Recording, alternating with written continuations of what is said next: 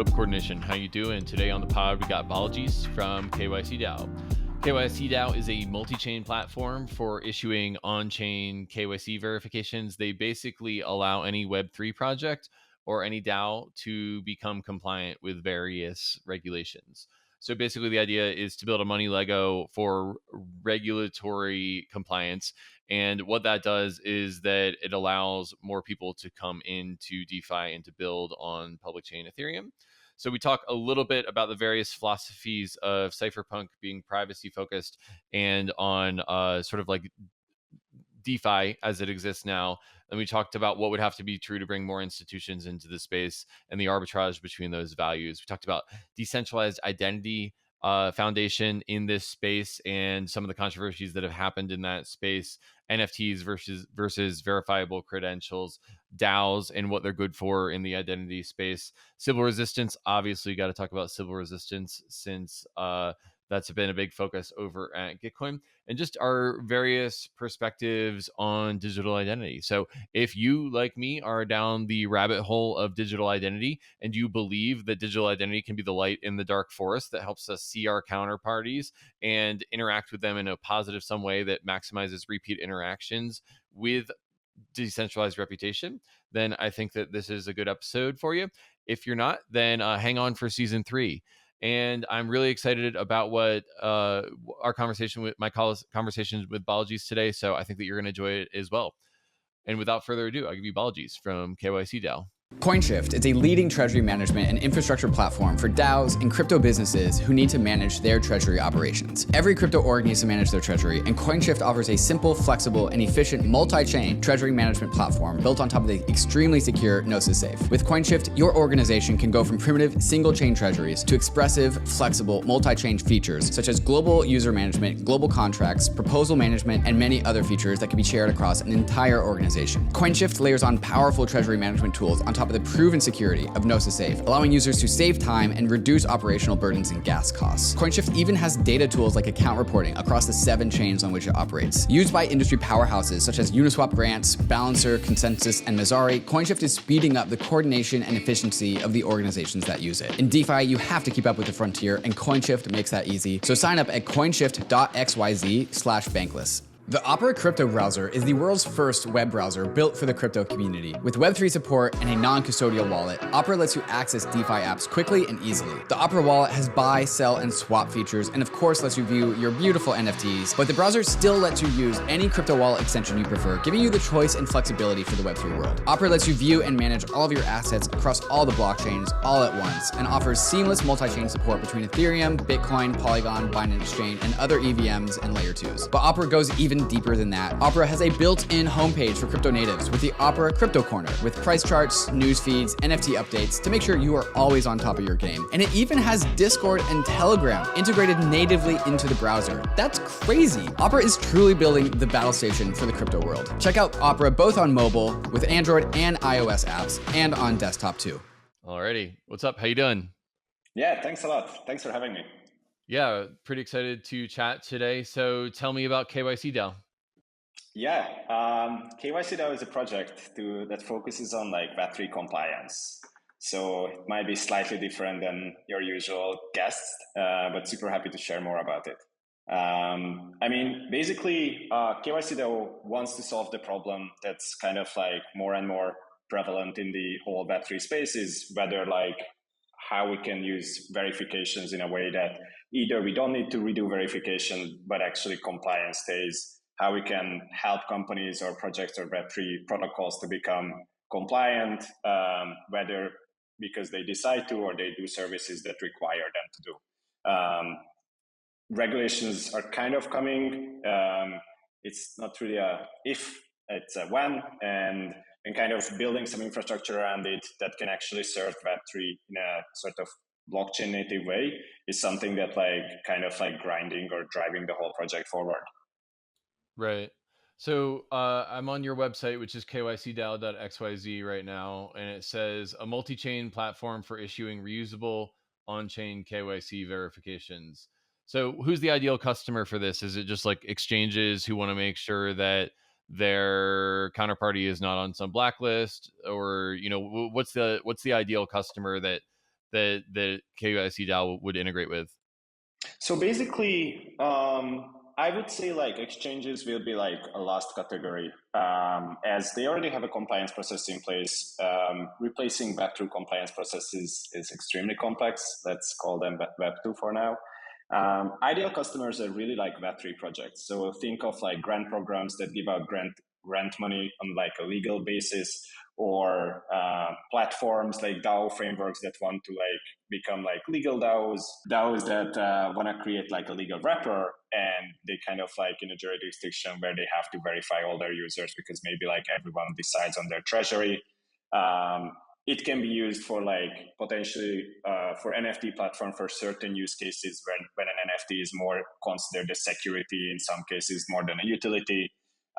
We have conversations with a couple of DeFi protocols, but those are like very distant. We had conversations with on and off ramp solutions, so that kind of like the concept of, you bring your own verification to the on ramp and then they can accept it. You don't need to do another KYC at the time of like on ramping money. So it's pretty broad. The goal is not to replace, the goal is to help Web3 projects be able to meet compliance requirements. Got it. Okay. Yeah, I mean, I think that there's multiple different types of identity, and I think you're probably the first one that I've talked to that is focused on compliance. I'd be curious before we dive in on that specific use case to zoom out a little bit first, though. So, what's your experience in the digital identity space? I think you worked at DIF for a little while. Can you tell us about that and what led you to kycDAO? Yeah, sure. So basically, there is even one more before. So I got into the whole space of Web3 at large with my previous project that was called Takanu. It was a banking solution for refugees. And it was focusing on banking, but it became extremely very quickly clear that identity plays a very big role on understanding people and enabling them to access finance. Crypto at that time was playing a role, and then decentralized identity or blockchain identity at the time, as we were calling it, became very clear. It would be ideal for people crossing borders who doesn't really have a government, or their government is the one that they are fleeing from. So kind of like a very ideal network that's like not owned by anyone, governments shut it down, it would make sense. Of course, since then we learned a lot about like blockchain identity. Then like the term self-sovereign identity was coined, and following that project, I was already drawn very close to like identity, digital identity, and the Web3 space. So I had the opportunity to join the Decentralized Identity Foundation and really help it to scale to what it is now, this recognized organization.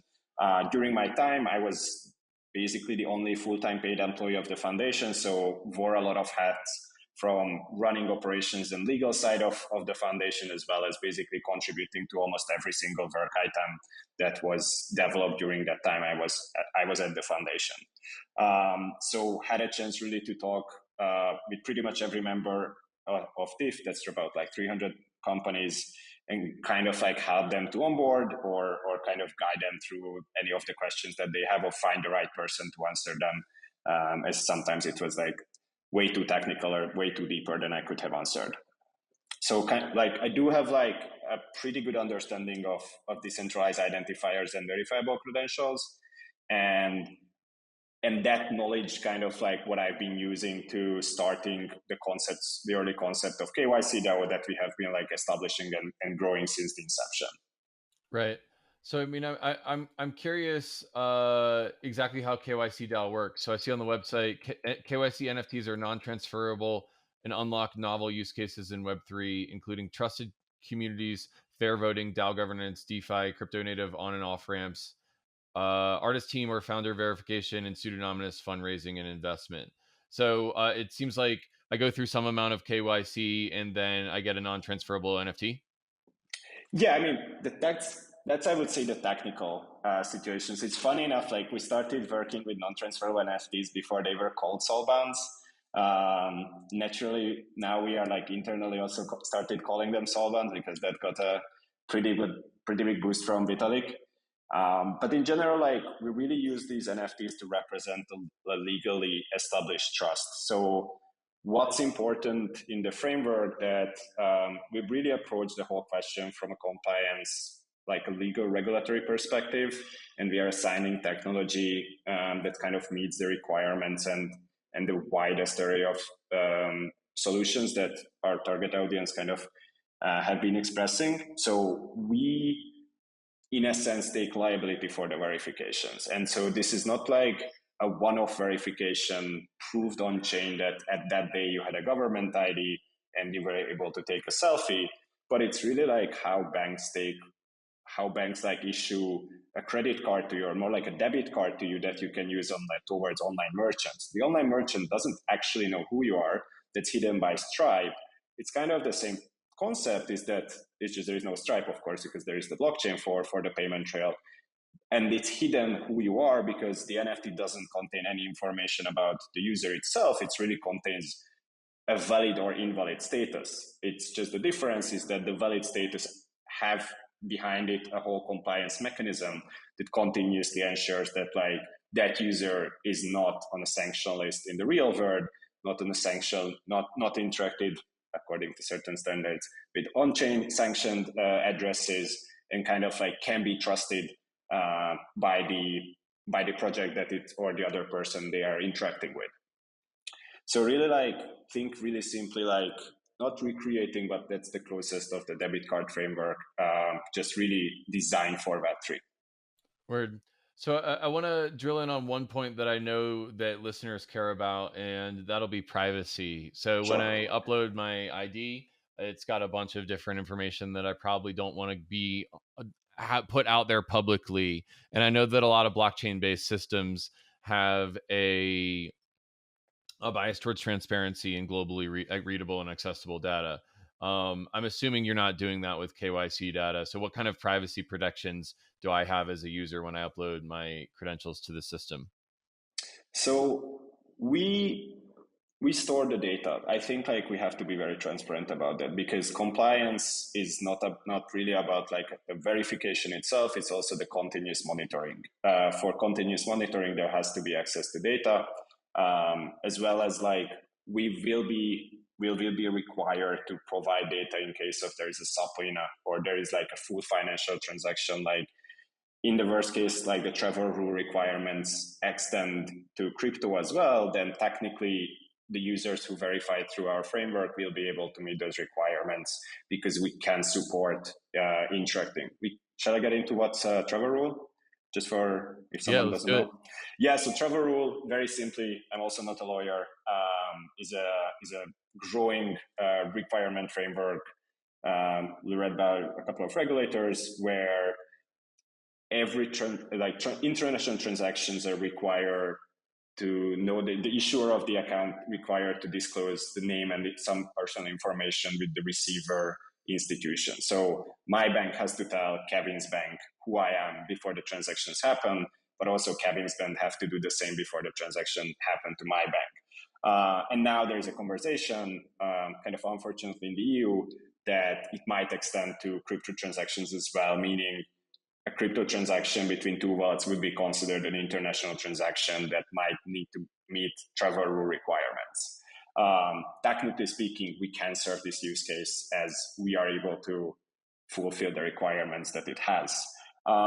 In terms of like privacy, so as I said, like I'm very conscious of privacy. So working with refugees and kind of like figuring out how we can make technologies that works for them is a lot more harder than it sounds, because it's not just about what's their privacy they think or like they feel is bad, but also like their data is extremely sensitive, like almost a little bit more than every citizen, because there are governments that are chasing, there can be a government that's like chasing them. So really protecting that data and kind of like working around that and making services is a very complex task. Here, what we are doing is using the blockchain as kind of this signaling API, issuing a non-transferable NFT. It could be just a signed message that can't be transferred. It's just the NFT has a couple of more meanings I can get into a bit later. But it has no personal information, and that's like super important. It really signals trust.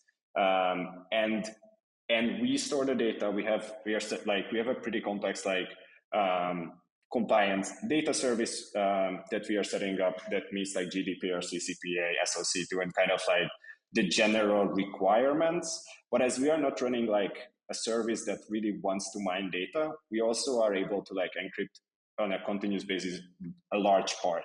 We can unencrypt it.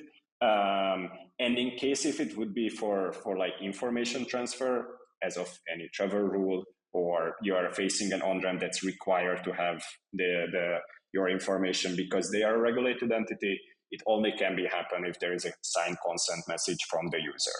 So kind of like there is that opportunity. I wouldn't say it's already done. We are focusing on making sure that it's usable, the core use cases, and really like we will be very transparent about like how these things are happening going forward. Okay, got it. So if I'm a technologist that wants to learn more, where do I check out how this whole system works? So soon we're gonna release our documentation. Technically the service is live. A couple of projects are integrating we covered all of these questions. And our public documentation will go live in a couple of weeks, maybe a month. And it will cover everything. And if there are any questions, we are very happy to answer. We have a Discord and we are there to answer questions. What would you say to someone who's on the more cypherpunk part of the spectrum and would say KYC is censorship, you're gating access, we should all be building private systems that are outside of the existing systems, and compliance is a waste of time? You know, like it feels like I know a lot of people in the space that have this sort of perspective on compliance, and you know, I'm curious what your response to that criticism, that category of criticism, would be. I also know a lot of people on that end. I think as our focus is also not to convince anyone to build the other way. It's more about the requirements that are extending to companies that are run as companies and not just a protocol that are more and more need to meet requirements. Whether they decide to build solutions that are more privacy preserving, that's amazing. But there will be companies that decide to meet requirements and they will need tooling. And whether they use something Web2 or something that's natively built for Web3, that's kind of like we are building something natively for Web3. I'm a European citizen. Our governments are not extremely terrible in terms of like servicing us, but for be able to service us, they need a little bit of understanding of who we are. Of course, like the financial oversight in all these countries is a little bit ridiculous to a degree, but I do understand that like they do need to also protect certain industries. Of course, it usually falls on the other side of the what are those industries and how much protection they need. I think it's a super complex question. I'm a bit realistic that like the regulations will come. Like we can sit and wait that say that they are not coming. We are building technologies already. Like there are a number of technologies that can serve a lot of use cases. 5 years ago, all of us were like, yay, like we are replacing the banks and it's going to be a new industry. And now the banks also want to use these technologies, but they bring their own requirements because they run businesses that are regulated. They can't touch non-compliant services, even if they're like very brave. Very new companies can do that because they don't have an existing business model. And kind of like we need to create a blurring between Web2 and Web3. And I see that like using DeFi primitives, but bringing in or meeting certain compliance requirements that Web3 brings in, create this like in-between layer between Web2 and Web3 that can really enable certain growth of the whole industry. But it's clear that the DeFi primitives or like Web3 primitives that has been developed in the couple of past years are really the one that like drives this like adoption of crypto and Web3 technology. Got it. Yeah, so I mean, it seems like a lot of this stuff is non-negotiable if you're a bank or a company that's entering the space, particularly if you're in a heavily regulated jurisdiction and you're trying to build bridges for those people, is I guess how I would sum that up, but I don't know if that's a fair summary. Yeah, I think like being able to cross between Web2 and Web3 is still a really unsolved problem. It's primarily done by very regulated or semi-regulated entities, but no one else can really do that. To open that up, we need to meet those requirements that pretty much those existing players already meet. Like, or we can just say that like we build our own economy and we don't care about the real economy, but that has been the saying for a long time, and it really didn't like crypto payments is still something that like very few services accept crypto. And now we have even more scrutiny because like SEC is just like lashing out on projects and smart contracts. But we also can understand or say that like regulators actually understand what blockchain is. So the saying that regulators have no idea what's happening is kind of like is an old one now, because they actually very much understand what's happening. And we still have to educate them to the degree and really start to be a lot more precise about what they know, because they know a lot. So if we can get like eye to eye with them and work, I'm not saying like every single regulator will be willing to do that, but like enabling them to understand even further nuances than just like black and white. The financial system is also not working just black and white. There is a lot of nuances there. I'm curious, I have in my notes something that when I did research on you all, NFTs versus verifiable credentials, which I know has been a hot topic. Man, that was like 4 controversies ago. That was before Tornado Cash. That was before soulbound tokens. Basically, the criticism of them was that they were dystopian because there was no consent associated with them, and verifiable credentials and off-chain. I know Evan McMullen has been really hot on this subject of verifiable credentials versus NFTs. Curious what your take is on that, and where you land on that debate. Yeah, I think so. Starting from macro. Let's be transparent. We are developing a soulbound token-based solution, but we're also developing a very specific solution that is basically, in a way, extremely beneficial to be public at all times and not just in certain cases. I do think that like disclosing or creating the soulbound token airdropping mechanism because you are a member of a DAO, or because you're a member of the marketing team, or because you did this small project, is something that is extremely eroding privacy at a degree that it cannot be like replaced. Of course, you can replace your wallet, but with enough resources, your previous wallet and your new wallet can be connected. Like that kind of has been done. We know it's all public at the end. So, the reputation-based solutions, trust me, they are like looking at these. And if you move money from one wallet or to another one that has all these like membership tokens, they will be able to connect them. That's well, since you move like 99% of the assets from one wallet to another, they are connected. So I'm like really not a big fan of using SBTs without like thinking. So there's another blog post that we put out during that time, which kind of like sets out the requirements that we went through, thinking about like what exactly our SBT tokens should look like, what it should be like all the considerations. Happy to also send you the link, and maybe you can put in the show notes. But in general, like I think a lot of use cases are not completely ideal. What I would like to see is the consent part. Well, of course, it's super important. But if you want to have it public, then have it public. But if you don't want to have it public, then give me a JSON, give me a verifiable credential, give me something that I can reuse in whatever ways, whether it's accepted by other parties or not, that might be my problem. But like, don't force me to have it on chain. I want to have other ways. Because, if you make a decision, you want to have it public, like people have been using Venmo for transactions. Like, it's a decision in a way. Maybe a bit education could be put around, but like at least there was a decision. And in terms of like VCs or not VCs, so as I said, like we are building for Web3.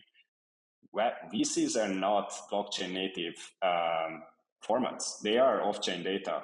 So what we are building is basically the ability to create protocols that are compliant, so that a smart contract can understand, and VCs as they currently are living not on a blockchain. So like our focus is to bridge that. We can issue verifiable credentials as well. So we are talking with a couple of the wallet providers, or wallet, like identity wallet providers, because it's for us it's just another sign message, but the core product is really built around like Web3 servicing. Plus, NFTs have an image, and it creates this relatively dry service that we are providing, like identity verification, and it can offer like a personalization. So, like on Twitter, you have the blue check mark and you are verified, but you don't own it, it can be taken away. Here, technically, you own it, you can even like personalize, and that kind of creates like a little bit better feeling, I would say, on reviews and feedback we have received. So that's a big thing. NFTs bring a lot of new customers into the space. It makes things a bit more transparent and understandable. So a VC is pretty hard to grasp for someone who is not into identity. An NFT that represents that you have a valid verification is something that like pretty much everyone understands. Yeah. I wonder if these things are really apples to apples, though, because it seems to me like, NFTs are something that I want to collect. I know how to show that off in my wallet. I hang out on OpenSea, but, they're also very financialized because the user knows about them. Whenever I use an app that has VCs on it, like Gitcoin Passport, for example, the VC is just the data storage in the back end. Like expecting the user to know about a VC is like expecting them to know about the Postgres database that runs your system. So they feel a little bit apples to oranges to me, but I'm curious to see how things evolve. I mean, NFTs obviously have a huge head start, just given how many wallets and sites support ERC 721s. But I'll be curious to see what the Schelling point in the community is. Oh no, like don't get me wrong, like definitely like you don't have to understand. It's more like it's a lot easier to explain what happens. Yeah. And so I worked for DIF and I explained what I did in the VC about like 1,000 times during that time. And kind of the conversation is still about keep explaining what a VC did because people try to understand the whole framework. And that's something that like is a very big pain point. Of course, we can hide them and like just say that like you get a signature that proves that you're verified and that's sufficient. But like in blockchain, I think there is like a lot more transparency on technology pieces than normally in Web2 because everyone have a basic understanding how the technology that underpins all that we are talking about works. So there is a lot more curiosity than in general audiences globally on any service. Immutable X is the layer 2 platform for crypto gaming. Immutable offers massive scalability with up to 9,000 transactions per second and instant transaction confirmation. No more gas fees, no more waiting around for your transaction to clear. Immutable's zero knowledge rollup finally unlocks the world of crypto gaming. Immutable X is the only gas-free NFT minting platform with over 26 million NFTs minted, all with zero gas fees. With the power of Immutable, gaming developers don't also need to become smart contract developers, they just need to plug in to Immutable's API and instantly start unlocking the full potential of crypto assets inside of games. This is why world-class companies and projects have decided to deploy on Immutable X like GameStop, Ember Sword, Planet Quest, Illuvium, TikTok, and many more behind the scenes. So start building your game on Immutable X today at immutable.com. Refi summer has arrived, and CELO is here for it. CELO is the layer 1 blockchain for the regenerative finance movement. It's fast, planet positive, and built for the real world. CELO has committed towards producing a sustainable future from the very beginning, and is the world's first carbon-negative, EVM-compatible layer 1 blockchain. CELO has become much more than a technology, a currency, a community, or even just a layer 1. CELO is a movement to create conditions of prosperity for everyone. You can soon engage with all of this via green asset Uniswap pools on CELO, benefiting reforestation and other regenerative products through the Toucan protocol, Moss, and more. Refi is also about the health of communities, and Resource Network is creating bankless infrastructure for circular trade and mutual credit networks to benefit small businesses and local economies, all on CELO. Follow along on Twitter to learn more about how CELO is accelerating Refi Summer for a positive impact on people, communities, and the planet. If you're attending ECC, visit the CELO Saloon to learn about what's happening on the front lines of Refi from industry experts. So why DAO? Why did y'all decide to make a DAO? Doesn't that just make things harder? Speaking from experience, why KYC DAO instead of like KYC Money Lego? What does the DAO add to the equation? Yeah, so think of it in a way that all the compliance services that we are offering is basically done by a for-profit company that sits like slightly under the DAO. The DAO is really the concept of offering Web3 services at a larger scale, because of course, like what we are building is very powerful for wallet holders, but of course, like there is a lot of other companies already have this kind of verification data, and some of them have an extremely good compliance processes in place. We see the future where like our for-profit is only like one of the issuers of these verifications, and the DAO actually is a governance place there. This decision whether another issuer can participate in the framework is made.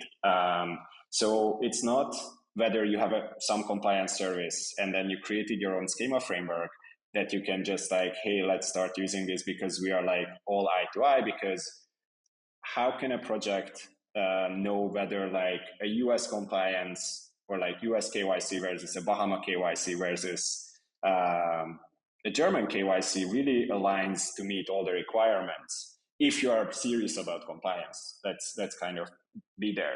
So we set up kycDAO, which is essentially like a little bit like Web3 projects come together that care about compliance, that accept the KYC NFTs that we are issuing, and they can make decisions whether they trust another issuer to come on board, whether that issuer meets the requirements set by the DAO as like a minimum layer, which kind of like establishes like a number of trusted parties. But for the NFT doesn't disclose whether it's coming from party A or party B. So really for the project at the end, it's still this like extremely simple service. If this NFT is minted, it makes this wallet compliant that is trying to access my service. So I can provide them those additional framework or that new tooling that is designed for them. And really like that's where we see the DAO, but we don't really think that this should be like monetized in the governance token. We think of it as really like compliance decision made, people who understand compliance to whether welcome new issuers, whether to align with new privacy policies introduced in certain regions of the world, and really to be able to serve like a global compliance needs. Because what we have like kind of discovered or realized, I would say, is that fintech companies that are operating their services are really starting in one geolocation. You start in the UK, you meet UK financial regulators. You can set up your compliance according to that. You extend to France, you meet the French regulation. You extend to the US, you meet the US regulations state by state. When you're a DeFi project or you're operating a Web3 service, you're probably going to have users from every single country that supports blockchain or that doesn't ban blockchain. Now, meeting those requirements unless you're an extremely big project is super critically complex. And so kind of like making the ability that like the users bring their own compliance, but that's created by a collaboration of global compliance officers is something that we see as like a very efficient way forward. Right. Okay. Yeah, I was getting some flashbacks as you were speaking just to our experiences with launching a DAO and some of the trade-offs there. It's a longer path than I think people realize when they set it up. It's a step by step. Like the focus is first providing the service that can be accepted and that works.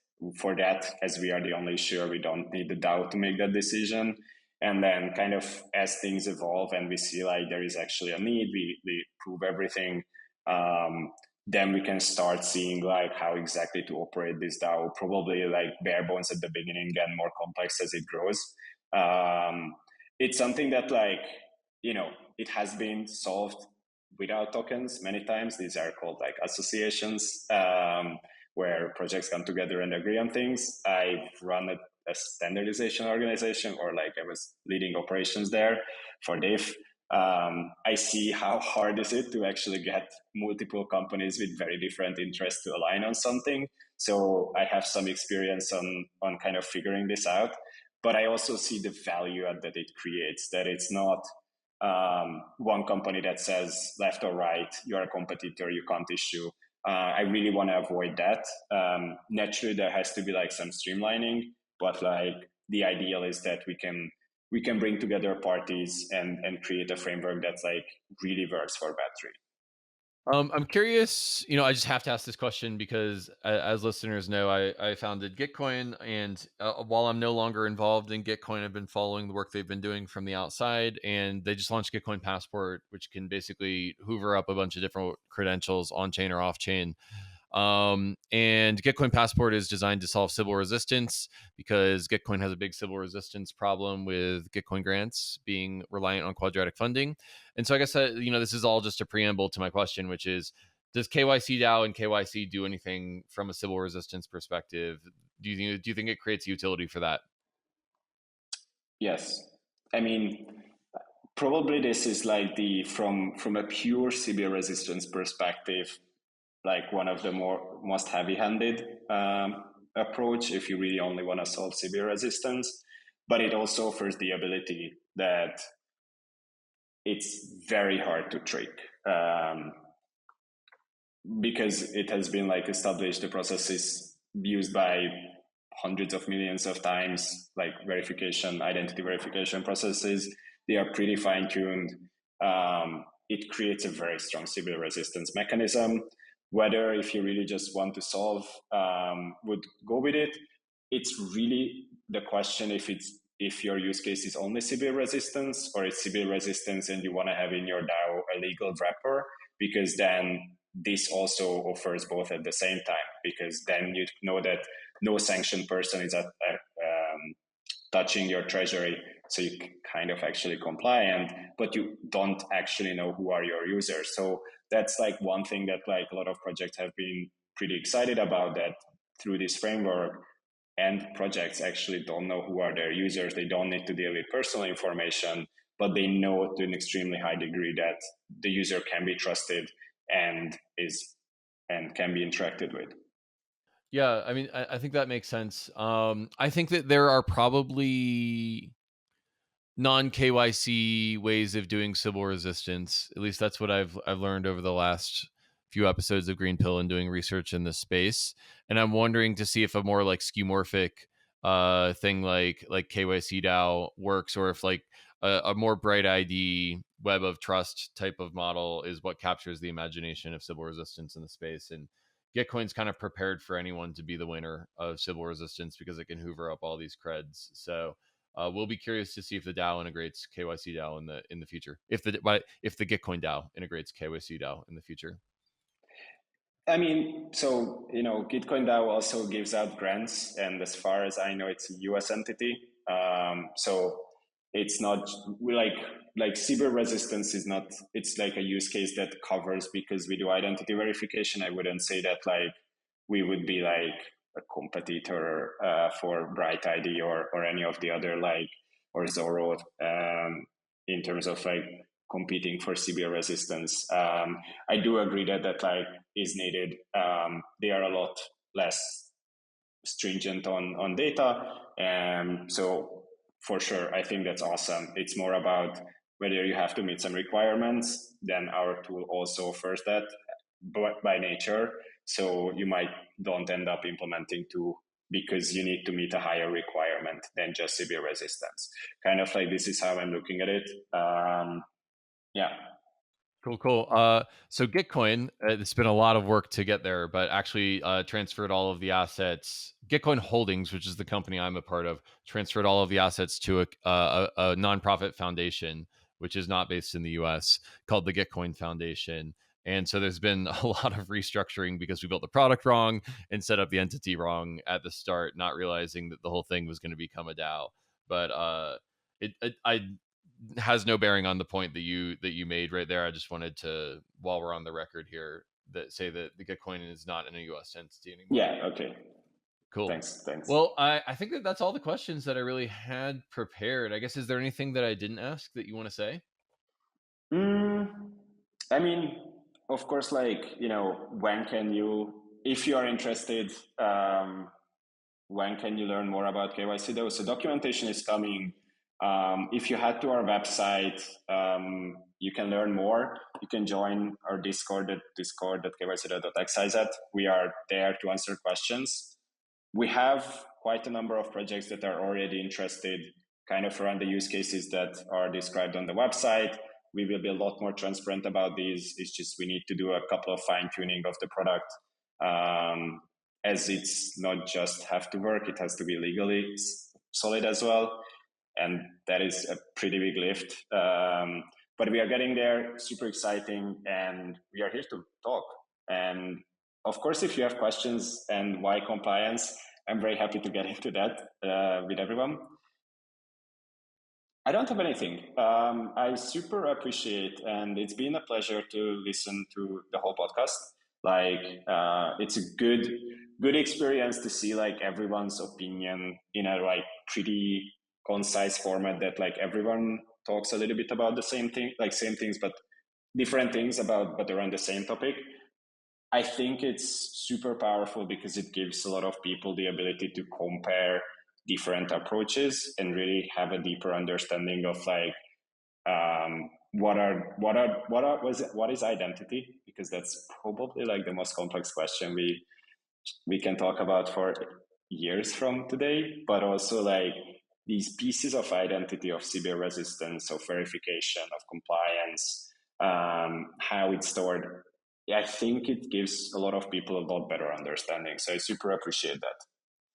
Totally, yeah. I mean, part of the idea is that I just believe that identity is one of the key things for having a more regenerative crypto economic future. And the reason for that is that you can see your counterparty, and therefore you can have more positive sum games, repeat interactions, and you can build trust over time. And it's just kind of like illuminating the identity space, and hopefully that enables more builders and more talent and more capital to flow into regen projects. So that's why we've been doing it. And what's nice is that everyone has a slightly different vantage point on this space. So trying to be very liberal in daylighting a lot of people who are taking this problem seriously, even if they have different values than each other. And yeah, I mean, I hope that in 2 years or 3 years, when digital identity stuff is really prominent, that that we've built a more regenerative Web3. So that's sort of the vision. But I'm curious to play it forward for, let's call it 3 to 5 years for you. What do you think Web3 looks like in 3 to 5 years, and how does identity play a part? I think, well, no, like let's say I hope, or that what we are building towards is start hiding Web3, and be able to make services that benefit from that trust and transparency that Web3 brings. But it just works for a number of use cases and not just crypto specific DeFi staking, but like really, it really starts to get hidden away. So maybe, the whole concept of NFTs or VCs really can be hidden because it's already covered by 2 other layers of services that just really use this as a fundamental layer. And it's not the thing what we are building, it's 3-4 layer up. I hope we don't do a lot more L1 chains because we already have quite a few. So the multi-chain word happened. Let's hope it's not ultra multi-chain. And really, like, I just had this conversation with someone who is not in crypto, that we should just, I believe that we're going to get to a point where you don't know you are using crypto. Like, it just happened. It offered you a service that created super trust. Whether it's financial or not, I think it's debatable. NFTs brought in a category of concepts that really opened the space from like developers who really understand just numbers to like people who like building communities in a very, very different way. I think hopefully we will see a lot more of these kind of like blooming of a concept that becomes like a rich ecosystem. And I do believe that like we will have mechanisms to better deal with scams. That's something that's really tarnishing the reputation of Web3 to a degree that some people are like very afraid. But if it's hidden, we can actually probably even get them on board because they just started using a service. Like the whole run to earn, Stefan and Sweatcoin and those things. Do they really use crypto? Yes, but they are actually incentivizing people to do sports, which is a super interesting thing, and it seems to be working by the numbers. Yeah, that's interesting. What are the numbers there? How much does Sweatcoin have adoption? I mean, I'm gonna quote, Sweatcoin is not a crypto project. Sweatcoin, I think, started in like 2014, and they have like 75 million users. Oh, wow. I'm way off the beaten path of asking you about identity and KYC, but I was just curious to pull that. Nah, that's so, you know, like, and these are the crazy things when like, and also like Nike did like 190 million like income or revenue on NFT sales. Like probably 10 people or 15 people worked on it and generated more money than a lot of their departments. They should get out of the shoe business and get into the NFT business if they're going to exactly do that well. Like let's just keep selling these nice little shoes for apes, and then yeah. And DAO it was one of our things at Gitcoin. Anyway, so I didn't mean to interrupt you. Go ahead. No, like, so like, you know, we are already seeing these things happening, like digital received as NFTs that can be like, you know, engaged community. It's a lot less about PFP 10,000, this like crazy close community of like almost like gentleman clubs, and a lot more like if you bought this shoe, you get this NFT, you have access to a Discord. If you're active, you might get additional benefits. It's a little bit marketing, but like kind of turning around and maybe actually creating a community of like shared interest because you're willing to engage and not just got the NFT and never cared about to claim it or something. You know, POAPs and Ticketmaster, I think, just announced recently that like they're going to be doing like on-chain ticketing with one of the blockchains, to some degree, of course. But like these things are happening, and these things are like adoption to like a very interesting angle. Solana Pay is having conversations with like POS terminals. Like, you know, like it is slowly happening. The question is, are we going to see the breakthrough when it just, you know, you just got a ticket, but you can put it into a wallet and you can really own it, and you can go to a secondary market where there is like a transparent marketplace. You know, like these are small things, of course, but like they really create a value at the end. And we are getting there, that these like big projects that will bring on not 10,000 more new users, but like in the hundreds of millions potentially, that just don't really understand that there is crypto. Of course, there is the wallet key management question. That's going to be huge. I think there is a lot of interesting projects working on hiding keys or creating these like decentralized key management frameworks that also going to help a lot when security is there, but the key is really hidden from the user. So the mnemonic like storage is like not really needed, because I just onboarded a bunch of people to MetaMask, and trust me, like that's one of the most painful things. Like, but you said I shouldn't store this key in a text format, or I shouldn't write it down, but I should remember these words. How do I do that? It's a lot harder to get them past that phase than getting them to a DeFi transaction. I saw a couple of wallets that does it amazingly. Kind of shout out to Phantom. I think they have like one of the best onboarding flows where you only need to store private key when your wallet interacted with a transaction, because before that it didn't have like value on it. But you had a wallet number immediately when you opened the wallet. And that's like, from a user perspective who is like brand new to crypto, is so much better, because you have then later an incentive to secure your wallet, not a barrier to enter to see your wallet. And you know, like these small things like UX, we probably all agree that like crypto UX is problematic at best. But it's getting a lot better, and some of it is UX design, and some of it is new technology innovation that has been happening, besides, of course, the numerous scams.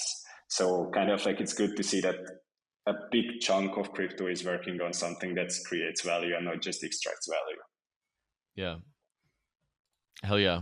That'd be a good place to end. Yeah. Alrighty. Well, thanks so much for joining the pod. Thanks a lot. It was amazing.